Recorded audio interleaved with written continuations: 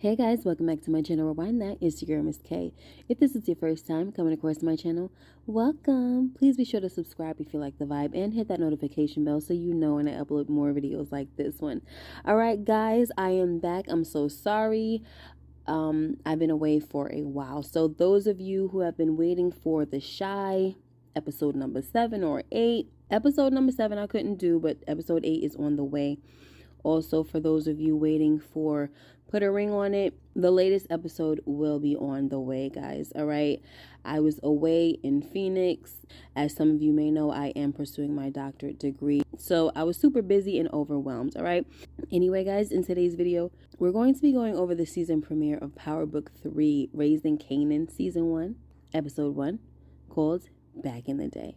All right, the episode starts off in 1985 where we have a scene of young Kanan getting his behind kicked by two little bullies. So his cousin Jukebox is being held back, and even though Kanan is losing the fight, he keeps getting up to defend himself against these kids who took his money. So he gets knocked out one last time and runs home, right? And he goes straight to his room and starts crying. Before we move on, guys, I just want to mention that I like how 50 Cent, aka Grown Kanan, is narrating the story. In a way, it's weird because we know that Kanan is dead, but I like it. All right, so young Kanan's mom sees him run in the house and up to his room, and she's sitting at the table with her boyfriend, High Post, who mentions that Kanan must have got into a tussle at the park. He then offers to go talk to Kanan, but Raquel was like, I got this. In the narration, grown Kanan lets us know that High Post was killed about a year later for snitching. Kanan also lets us know that he liked Post because he treated his mom right. So for me, this might indicate that somewhere down the line, his mother got with a man or two who didn't treat her right. Anyway, Raquel goes upstairs and Kanan tells her what happened, and like most parents, she's upset that her son allowed these kids to take his money, but Kanan lets her know that he tried fighting them but got beat down. So Raquel, aka Rock, gathers some C or D batteries, okay, and puts them in Kanan's socks. And she tells him that they're going back down to that park. When they get there, they see the bullies who took Kanan's money, and his mother tells him to go handle his business or it's going to be you and me. And, you know, you can't hide from me. So Kanan walks up to the bullies and whop, he busts one of their noses wide the freak open with the batteries, okay, and does the same thing to the second one, but with the second one, he kept hitting them, and I was wondering why, but then I had to remember that maybe it's because this was the one that, like, kept knocking him out, right? Anyway, while young Kanan was over there putting in work, his mother stood from a fair distance watching it all go down while smoking a cigarette. Anyway, after that, Kanan's name rang bells. Next, we move forward to 1991 where we find out that Kanan was a smart kid. Maybe even like Tariq St. Patrick, you know. But anyway, he's in the principal's office with his mom, and the principal lets his mother know that because of Kanan's potential, Stuyvesant High School would be a great school for him. And Raquel is very excited about this because she wants the best for her son. And even though Kanan lets her know that he doesn't want to change schools, his mother tells him that she has big plans for him that go beyond this world, where he could be a CEO of something. We also see that Raquel seems to be intelligent as well when they pass like a science wall about the night sky. And Raquel knew all about the Greek origin connected to it also. Anyway, Kanan tells his mother that he doesn't want to be away from her. And Raquel says, your life is my life. You fly, I fly. And that's facts from one mother to another, okay? Anyway, next, we see Jukebox singing at a choir rehearsal, and in the narration, grown Kanan lets us know that he never knew anyone harder than Jukebox, and he never loved anyone harder either, and that Jukebox was everything. Which makes me wonder why he betrayed her when they got older, you know? So for me, this whole Raising Kanan backstory needs to spell out what led Kanan to turn out to be so cold and heartless, you know what I'm saying? To the point of killing his own son, his cousin, knocking out old ladies, etc. You know, because here we see that his mother loved him, even though she was in that life, you know, and he loved his cousin. So what turned him, you know? And I guess we will find out, right? That's one of my main missions for watching this show. Anyway, next we meet Davina Harrison, the dopest girl on Southside according to Kanan. So she's definitely a possible love interest of Kanan's, right? But Davina already has a boyfriend named Buck 20 who is considered to be the smoothest and best dressed dude around the way. Anyway, Juke tells Kanan that he should move on from trying to get with Davina, but Kanan says that he ain't never moving on, even though he's been trying to get with her since the 2nd grade. Next, we meet Kanan's uncle Lulu, who is Raquel's younger brother and right hand. According to Kanan, if you needed things to get done, you called Uncle Lulu and he got it done right. At the time of meeting Uncle Lulu, he and Raquel are walking down a hall in Jamaica Hospital and they're talking in code. So we don't understand what they're saying, and grown Kanan tells us to mind our own business at this point, okay? Then we meet Uncle Marvin, Raquel's older brother and Jukebox father, who isn't as reliable as Uncle Lulu. According to Kanan, Uncle Marvin never missed an opportunity to miss an opportunity, but he's loyal and tough. So, you can't win them all. Oh yeah, and grown Kanan lets us know that Uncle Marvin is always eating as well. Anyway, so we see here that Raquel's crew has a problem with the competition and one of their guys gets shot in the leg. While Marvin suggests they go to war against Neek and his crew, Raquel tells him that they don't need to go to war right now because they're barely coming out of a drought. On top of that, Raquel finds out that Harlem Dudes was moving in too, so she tells Marvin to do his job, which is running distro downtown. Next, we meet Neek, the biggest drug dealer on the south side of Jamaica, Queens, okay? Kanan says dudes either want to be him or be down with him.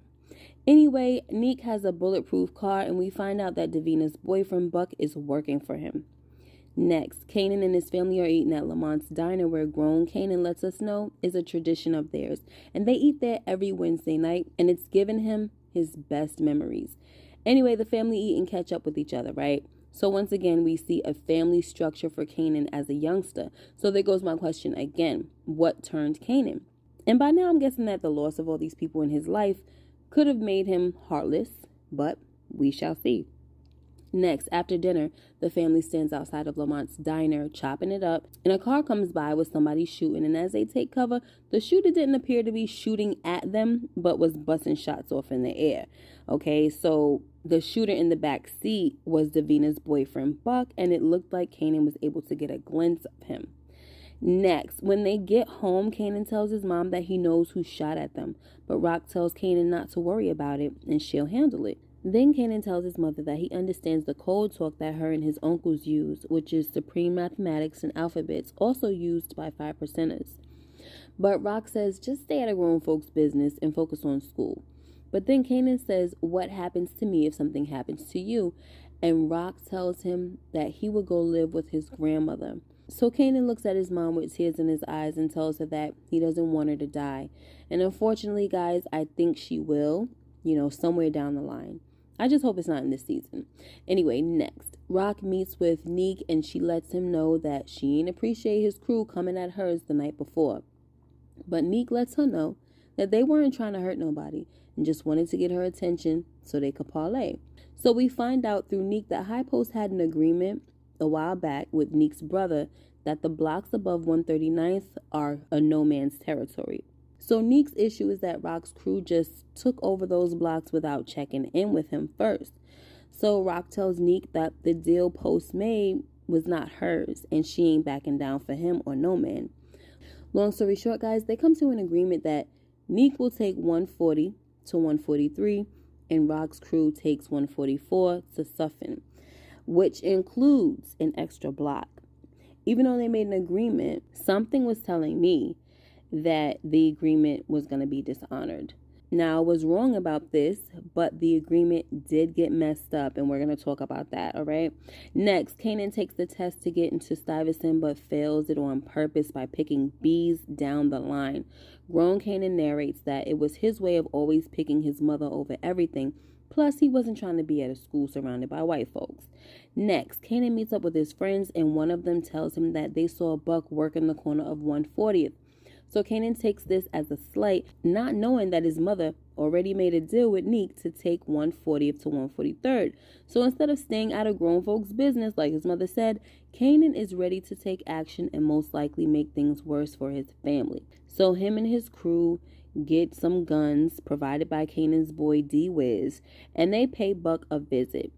Funny thing is, Kanan says to his friend, "Let me get the strap." which wasn't the go-to slang for a gun in the 90s, okay? Anyway, they roll up on Buck, and Kanan and D-Wiz shoot him as he tries to run away. There was also some other kids there as well, so they were able to get away and they ran, but they also identified the shooter, who was Kanan, okay, and whoever his boy was. All right, so next, Lulu comes to get Raquel while she's on a date with Symphony to let her know that Kanan has caused a huge problem. So Rock is pissed off, of course, and she tells Kanan that she already gave up them corners. Then Marvin looks at Jukebox and wanted to know where the heck she was when all this madness was going down. So Jukebox tells her father that she was at choir practice, which was a lie, because she was really hanging out with her little love interest, who happens to be a rich white girl. And we definitely going to see how those two worlds collide, okay? Anyway, once again, Rock tells Kanan that she just wants him to focus on school and getting out of the hood. But Kanan challenges her and says that she needs to make up her mind if she wants him to stay or go, because if she really wanted him to go, she would have sent him to live with his grandmother a long time ago. So at this point, Rock doesn't really have any words for Kanan, right? And she just wants him to go to his room and get rid of his bloody sweatshirt. Once Kanan goes upstairs, Lulu tells Rock that Neek is definitely going to hit them back. So later that night, Kanan comes down to try to talk to his mom, and she lets him know that it's way too soon to be trying to talk to her. Like, we're not there at all, not even close. So just go take out the trash and go back to your room. So when Kanan went to take out the trash, I already knew something was going to happen, and it did, right? Neek's crew drove by, shooting, and they called out Kanan's name. Kanan ducks and thankfully isn't hit. And Rock comes out and she busts off a few shots at the car as it speeds away, but I doubt if she was able to hit anybody. Next, we meet Detective Malcolm Howard, played by my guy Omar Epps. He comes to the scene and he lets Rock know that the streets are talking, and the word is that Kanan and his boys got prices on their heads. He also tells Rock that maybe she should get out while she still can, but of course Raquel denies being involved in anything illegal and tells Detective Howard that they just hit the wrong house. So the detective sees that Rock is sticking to her story and tells her to be careful. So from this exchange, it's looking like Raquel and Detective Howard probably grew up together or knew each other from school or something like that, right? Anyway, Rock's brothers and Jukebox show up, and her brothers let her know that Neek is coming for Kanan, okay? And no school can save him, and his mother can't save him either. So next, Raquel meets up with Neek again and gives him a grip of cash to give to Buck's family. But Neek tells her that the violation of the truce can't be covered by a wad of cash. On top of that, Neek now wants all the corners or there's nothing to talk about. So Rock tells Neek that Kanan isn't in the game. But Neek tells her that Kanan is the product of her and DEF CON. So he's been in the game before he even knew he was in the game, right? Like before he was in the womb, Kanan was in the game because of who his parents are. Neek also tells Rock that he can take the bounty off Kanan's head, but he can't be held responsible for random dudes who want to take matters into their own hands, especially since Buck had a lot of people who cared about him. Bottom line, Neek tells Rock that all the corners are his now. Next, we get to the last scene where Rock wakes Kanan up in the middle of the night and tells him that they're going. So he thinks she's taking him to his grandmother's house, but instead she takes him to a beachfront where she gives him a gun and tells him to squeeze off a shot into the ocean. So he does, and Rock tells Kanan that now there's a bullet with his name on it circling the world, and he's going to be running from it forever. Then she says, you wanted to be in it, now you in it. But Rock is not happy about this, because she wants better for her son. But Kanan seems to be pretty content, like he's excited to be in this game. Anyway, guys, that's how the episode ends, and I definitely enjoyed this premiere, and I'm excited for the whole season, okay? One thing that happens throughout the episode that I did not mention is the dog in the microwave scene, okay? There was this little white chick who was very mouthy with Raquel, and Raquel was trying to let her know, look, I'm not the one to be played with, girl. Don't play with me, okay? And the little white chick, I guess she was supposed to be Hugo's publicist, okay? So we weren't able to meet Hugo yet, but it seems like he's obviously going to be a key character.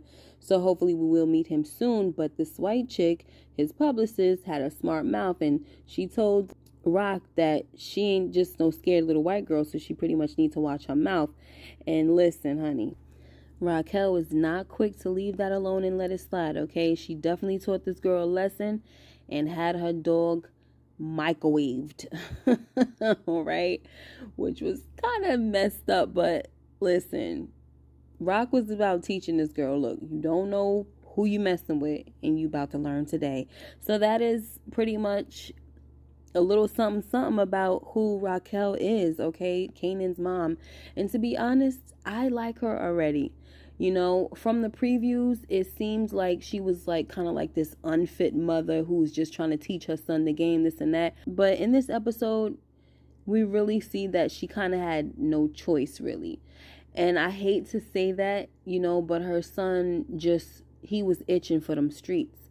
And it's like now she kind of got to just show him like he want to be out there. So now I got to show him how to survive. And it's like he kind of had her back up against the wall. I think she should have just sent him to his grandmother's. But, you know, she probably figured, you know what, this kid don't want to leave me. He going to wind up coming back anyway. You know, this is not no little 10-year-old or nothing like that. You know, he's almost grown, you know, so very tough decision, but she is a mother who wants the best for her child. So it looks like it's bothering her, you know, for him to be in the game. But it's also very similar to how it went down with Tasha and Tariq. So that is where the story is not really original, but it is what it is. I enjoy it, and I feel like I enjoy this whole scenario much better. All right, but anyway, guys, let me know what y'all thought about this season premiere of Power Book 3, Raising Kanan. All right, make sure you like, comment, and subscribe if you haven't already. Hit that notification bell so you know when I upload more videos like this one. And until next time, you guys take care and be blessed. Bye bye.